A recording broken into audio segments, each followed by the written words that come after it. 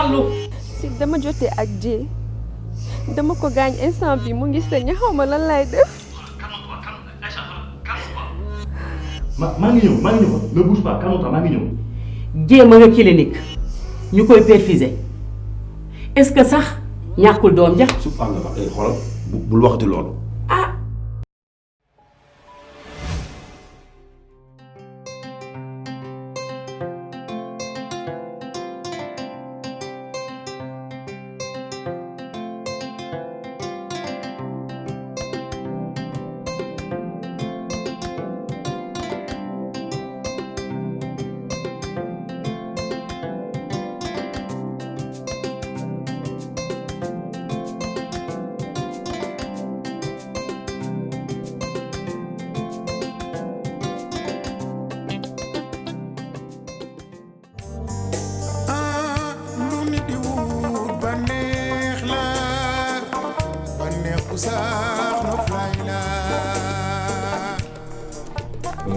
imam ma sàkkoon jotaay bi ñëwuñu fi nag pour ay explication lu xew parce que lépp xam nañ ko ñëwuñu aussi pour nga ñëw xutba li xew c'est très simple kii li mu def kenn mënul comprendre lan moo tax mu def loolu jee ak nu mu mel nga bëmax ko ñu ne déet na waaye nga xoj ko bay toog ci kawam mais ana nit lay nan lay gisee jigéenu biir di toog ci kaw biiram lan la ci jublu soit daf ko bëgg a rey wala dafa bëgg mu avorter.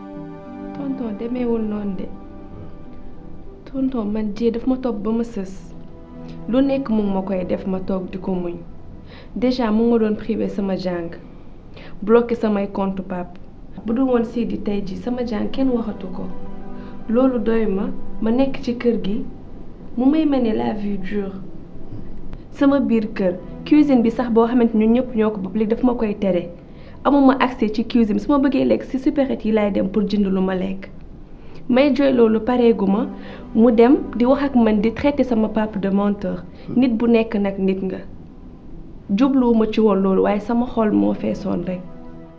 ngeen may ma man chaque jour li may wax mooy lii rek gis nga Aïcha mii dafa war a xam ne Dieng mii tantam la jabaru papaam la mu jox ko cër. waaw loolu mooy dëgg kon lii yëpp du am tey chaque jour ma wax leen ko ngeen fël sama gémmiñ gi. kon astu si ragalal yàlla. yow nan nga mënee wax li Aïcha. lan laa ko wax. Aïcha yow papam nga gën a bokkal. danga ma ko gën a kii danga ko bokk ak moom fenn. waaw ñeme nga yàlla torop yow mii. yow man duma sa moroom li ma wax xam naa ko man ci dëgg laay dox dëgg laay wax leen ko dëgg. mën na sa wax neexul gueule-toi. yow koy waxal. ku la mooy. man duma sa moroom de. moroom moo fi jeex. waaw. yow boo amee koy défendre Aïcha mii nga war a défendre ndax mooy sunu doom. wax dëgg. kii reyu nit deful dara bu doon dafa rey nit sax doonoo war a ànd ak moom défendre ko sàkkamtuma laa ci problème yu sew saa yu ñàkk fayda yi amoo kenn koy défendre lu kaymaa yi. waaw. mesure ton langage gis nga bu kaymaa dem yow mi yaay kaymaa bi mais vous l'avez dit da ngeen di défendre votre fille et moi je défends ma fille. kooku sama yoon nekku ci. ah oui ok gis nga imam mbir mi jégg na dayoo boo xamante ni mënuñu ko bàyyi ni mu sedd.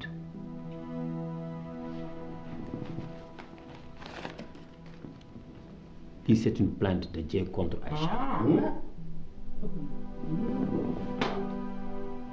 pour coup et blessure volontaire. ma ne mbir maa ngi bëgg a ëpp loxo nag te dara jaru ko fi de. noppi tu n'as rien à dire nee naa la su may wax ak imam génn ci gis nga fii nag lenn moo fi am def li ñu war a def rek amatul négocier. imam yow laay waxal ñaaw na trop nit nekk fii ci biti ay saari tëdd ca prison bale te nga nekk fi kon loolu na nga ci dox wax ci. aywa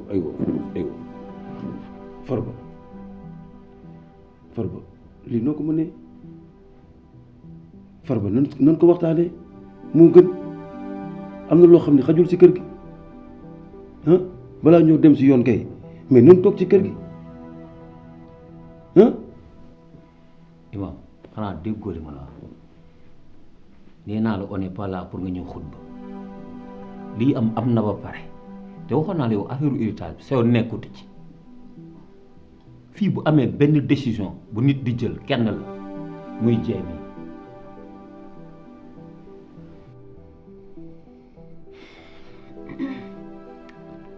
gis nga imaam wax ci lenn la man sama kër nekkatuma fa en sécurité. Dieng kër gi du sa kër ah bàyyi di wax ne sa kër la dama bëgg nga régler.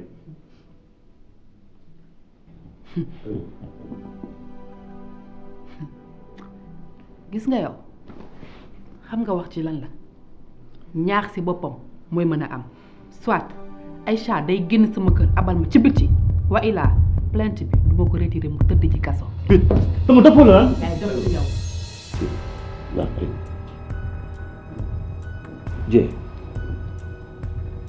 Dieng maa ngi lay ñaan lillahi wa rasuli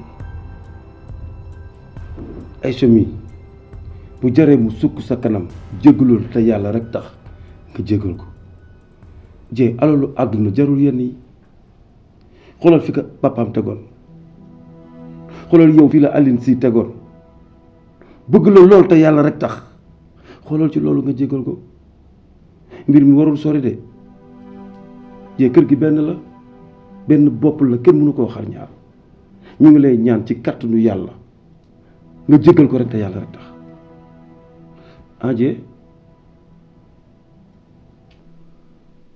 imam fii amul ay jégal yi amul fi xanaa dégg lu mu la wax elle n'est plus en sécurité chez elle. waaye dégg waay Farba. këram amatu fa sécurité lan nga bëgg ah. Farba bàyyi li ngay wax. du ma ko bàyyi. tonton Aïcha mënatul toog ci biir kër gi.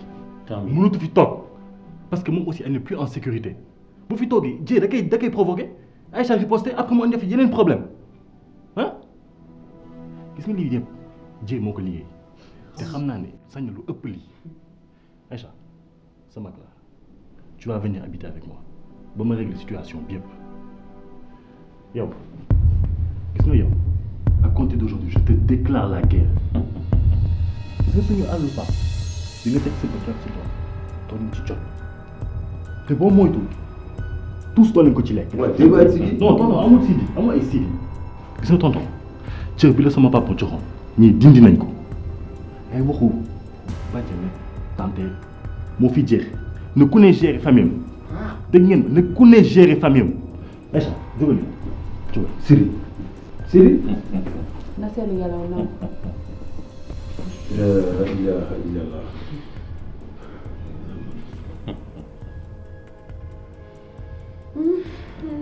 lii mooy mën a am rek jàmmam. lii yëpp ci kër Aline. santal yàlla.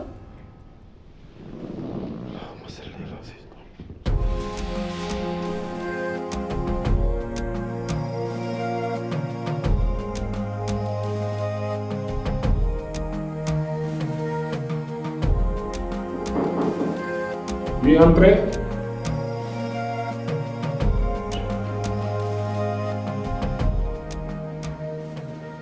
Bonjour.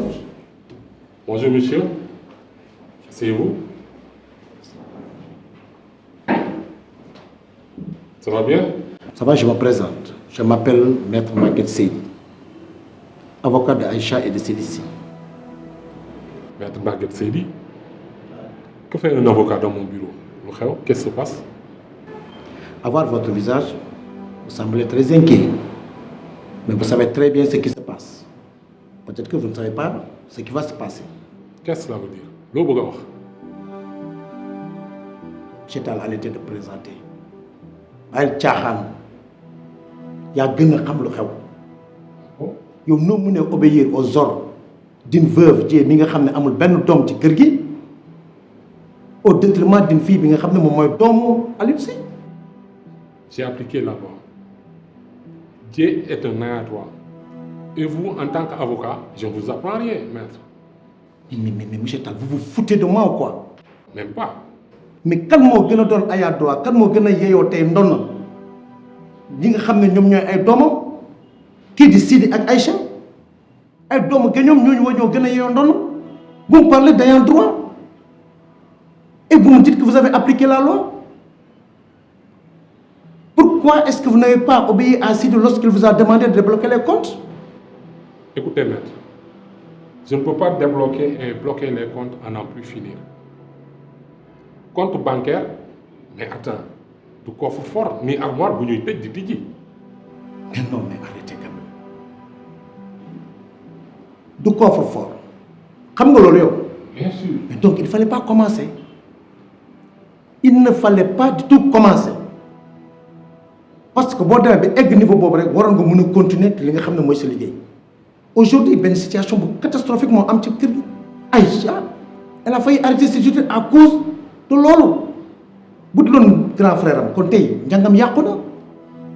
Et Sidi m'a appelé. On na ma wax na ma ne Aïcha ak Dieye dañ doon xeex ba Aïcha jot koo gaañ. Situation bi egg ci niveau bi nga xam ne tey Aïcha xamatul fu mu jëm parce que Dieye daf koy chanteloo nee na ko mu génn kër gi su génnul kër gi dina ko tëj lu kaso. Loolu yëpp à cause de yow. Tout ça c'est vrai, maître. Loolu yëpp dëgg la. Je comprends la situation bi sa client yi di dund. Je comprends ça. Mais je n'ai appliqué que la loi. Dieye ayant droit la moo bloqué woon compte yi. Bien que nag avertiroon naa ko effectivement avertiroon naa ko ci inconvénients yu mën a am ci famille bi une fois bu bloqué compte bi. Monsieur Tall yow waroon nga xam ne Dieye dafa dara lu dul utiliser la ci mbir mi situation bi ñu toll nii yaa ko tey est-ce que xam nga ñaata cas d'héritage man laa plaidé des agressions gis nga manipulation yi waxtu ma la sax meurtre rey loolu yëpp ngir ndon fii au Sénégal kenn mënu la wax ñaata cas la ñuy traité lenn moom mën naa la ko te bu ñëpp defal la une proposition Jeta il faut débloquer les comptes pour mettre tous les membres de la famille au même pied d'égalité. Sinon, je vais intenter un procès. Un procès contre Dieye, mais je suis un procès surtout contre yow pour complicité. Man mii. Je te le jure. Parce que situation bi su egsee fii yow la. Et que loolu duma ko seetaan. Je vous dis une chose. Je vous donne 24 heures. 24 heures laa la may pour que nga régler situation.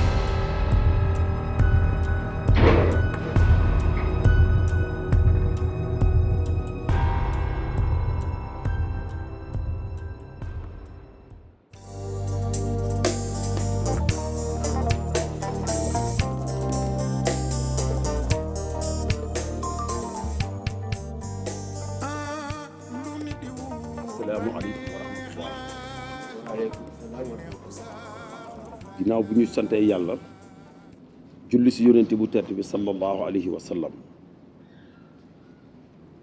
ñu ngi leen di nuyu di leen sant di leen gërëm di leen ñaanal yàlla yàlla defal leen jàmm jërëjëf Mamadou lépp li nga ma santoon ci la fois passée dossier yëpp ñu ngi nii Fati indil na ma li mu yoroon jël naa yi ma yoroon ci ay dossier boole leen dem naa ci banque bi récupéré naa fa la fa nekk xool naa compte bi la fa nekk ak yëpp lépp mi ngi nii du ma def la lu dul sant yàlla rek di leen ñaanal bu baax.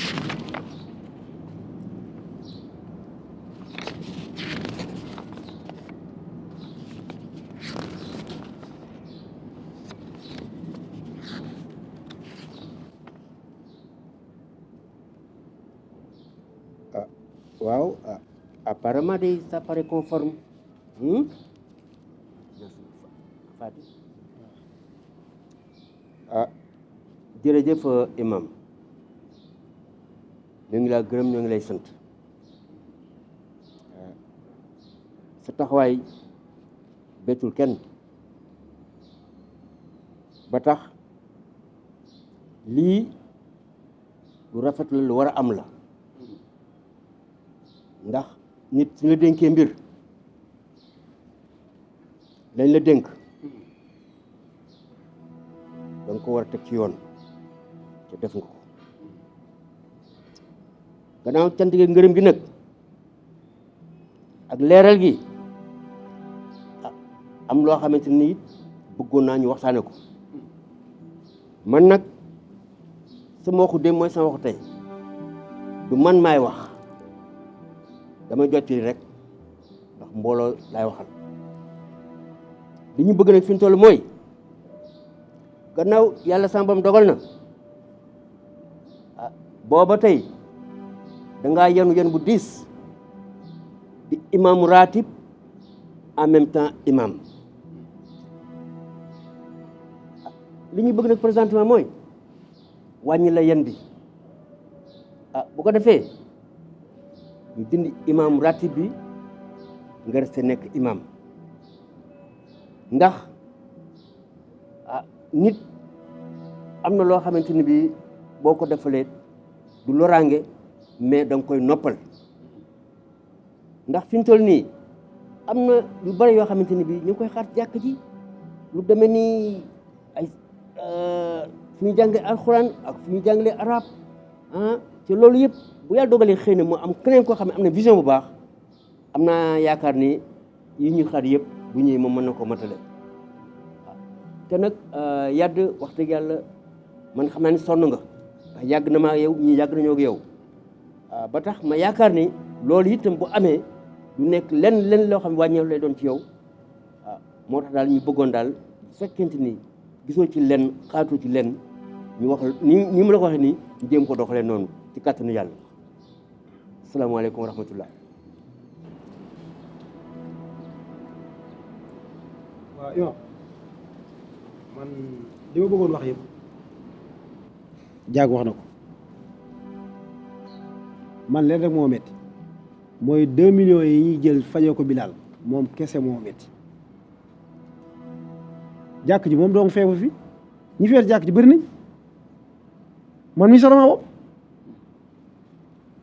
xaalis bi ñu jël ko pasare nii ba tax na ñëpp daw ñëw sama kër di ma rang ngir ñu fajaleen ci jàkk ji imam kon mi boogu ñu jël jàkk ji toj ko terrain bi ñu jël ko jaay ko waaw jël xaalis tasaare ko jox ko ñëpp dem seen yoon Fatou yow lu ma la def yow Fatou yow imam li ma fajee moo la naqari bu doon yow nga war ma kaa defal bu doon kii mu war ma kaa defal da maa yéene Fatou yaa xam ne ñaaw di koy wax ci prix yaa bon Bilal man ba léegi waxuma ak yow imam laay waxal suma tur nga tudd moo tax ma wax Bilal déet dal leen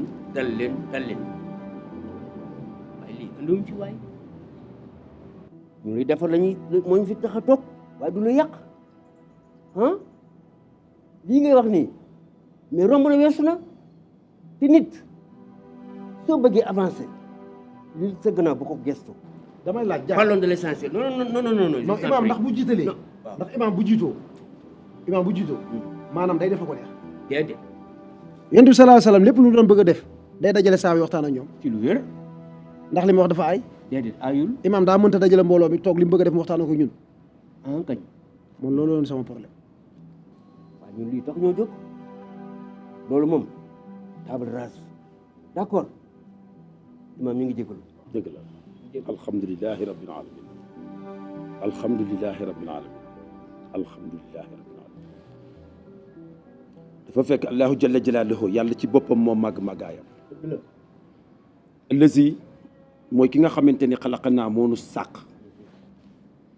fa huwa ni ki moom yàlla yahdinaa moo nu jubal kon sant nañ yàlla ba mu ñu boolee si ñu gën a jub te jubal ñu ñun ñëpp kon dañuy sant yàlla bu baax foofu dafa fekk nag 2 millions yi ma fajee Bilal munul woon xaar ndax fa Bilal tolloon amuñu jot waxtaan bay xaar waxtaan bi pour faj Bilal kon génn na àdduna bu yàgg waaye yàlla dogal na ci kàttanam am na tane ba sant yàlla ba dellu siwaat si jàq ji kon du ma def lu dul sant yàlla dëgg la nag mënoon naa waxtaan waaye waxoon naa ko ni ko damaa engagé wu jël ko loolu yëpp weesu yàlla nag mooy fal ku ko neex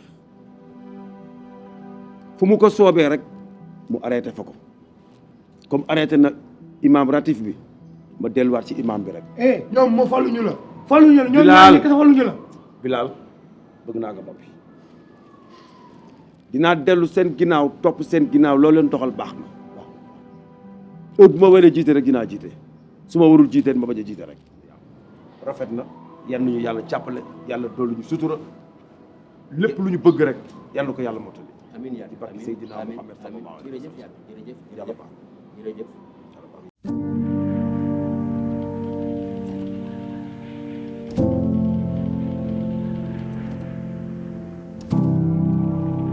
Mata kontaan naa lool li nga def noonu la fii nga indi dégg nga sa rakk toog ci kër gii loolu bëgg naa ci lool ak a rafet soo defoon neneen ni dul nii dina ma bett lool te dina ma naqari kër gi seen kër te itamit sa rakk nekk sa wet loolu mooy kiiraayam loolu mooy jàmmam di sa jàmm jërë ngeen jëf kontaan naa lool.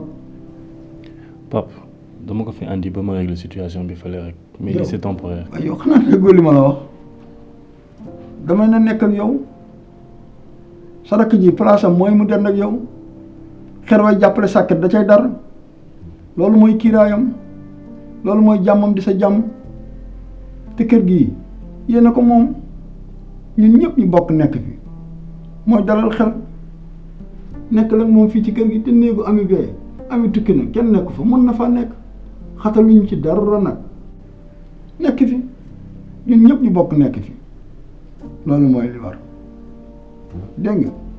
tonton man day dama lay gërëm di la sant tax Aïcha mi bu nekkee ci ay jafe-jafe de ñun ñoo ko war a fat waaye dafa fekk ne Sidi mii dana du dugg dara te tàgguwu la waaye nag ma déggee si biir wax sama xel gën naa dal te gëm naa ne samay doom ñu ngi ci loxo yu wóor te li ma wër ba wóor suñ jiyee lee mu nekk moo ko ay waajuram bu ci jógul yàgg-yàgg dinañ ko gis. Amadou ci àddina àddina bii de lu waay ren di rek ci loxoom lay naaj te nit ki li mu ji rek loolu lay góob bari na tey jii ñuy rëcc ci àddina su doon démb duñ ko def ñiy bëgg a dabaatal te dootuñu ko man ak cee bari rawatina nag lu jëm ci wàllu miraas Matar mii doy na ma ci ndax xam naa ko ci yaram xam naa ko ci jikkoom waaw Matar jëlal sa rakk ngeen dem nga dem dalal ko ngeen dem noppalu ji dégg ngeen ànd nag moom demal ngeen noppalu dégg ngeen waaw kon ñu jërë ngeen jëf am na yàlla sàmm la ñu jàppal bagage yi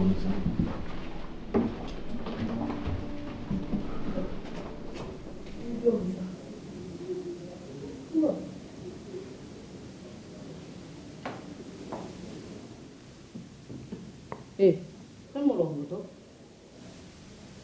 yow yaa ma wax ma toog mais man ça va. nu yokk na mais dafa doy yow lan la. dama bëgg nga wàccee sa xam-xam man la As xaritu Amadou. waaw yow na nga nekk maam Paate dama faale ma waaw. même moo ma andi fi keroog bi ma la gisee kër Amadou ba tey aw ma jàmm aw ma salaam dangaa fees ci sama xol bi dell ma ne naa ñëw déplacé wu ñu wax la li nga xamante ne moo nekk ci man. waaw man tey maa yuuxu noo defal naa ngi lii yow yabaatee woo yow waaw yow est-ce que xool nga sa bopp seetu woo bi ngay génn de ak say jam jooy ak sa chemise bu ma fontoo dégg nga que ce soit la première et la dernière fois yow da nga osé sax ñëw ba sama kër nag yow yeboo ma sax Amadou ma yeb man naan ay xaritu Amadou ma fontoo de may mun a man jarul may wut seetu yow rek doy nga ma seetu may mun damaa ñëw uniquement pour nga yor ma ndax xam naa ne yow rek yaa ma mën a yor amul keneen bu ma mën a yor ku dul yow. bu ma fontoo yow est-ce que xool nga ma ci kaw ba ci suuf. xool yow attanoo ma. util sa maas. yow lu suukar kafe sax amoo ko. waa yow koo yàpp. ay bu ma wax loo de. mujj. waa. Amadou ci sa frère dañuy ànd mais xamuma yow sax xamuma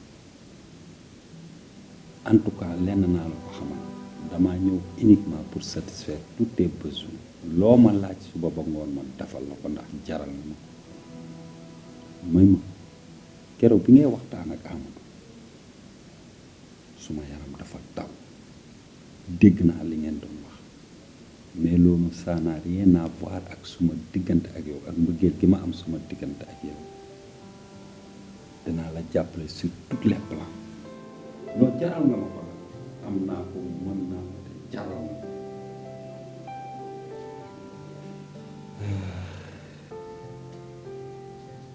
lii du dara ci suma diggante ak yow la ndax war naa la ko mën a defar ndax jaral na yéen nga xam naa ne nga soxla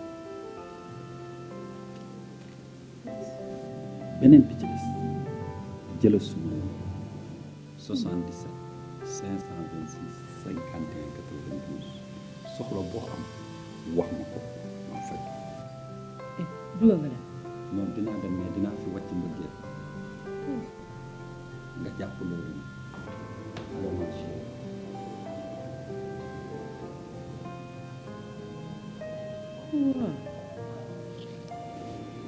yi xam nga boobu wax yéen doo foo sax Amadou rek Amadou ay dof dong lay ànd ba pare di ma leen gis sama kër waaye ba ma gis ko.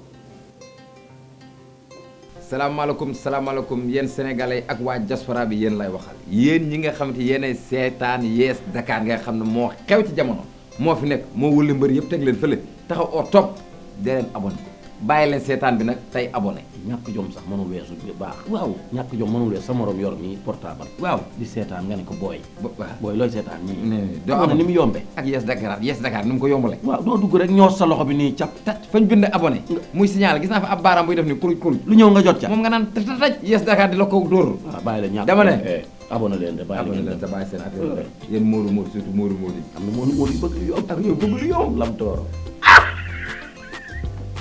waa Paris rek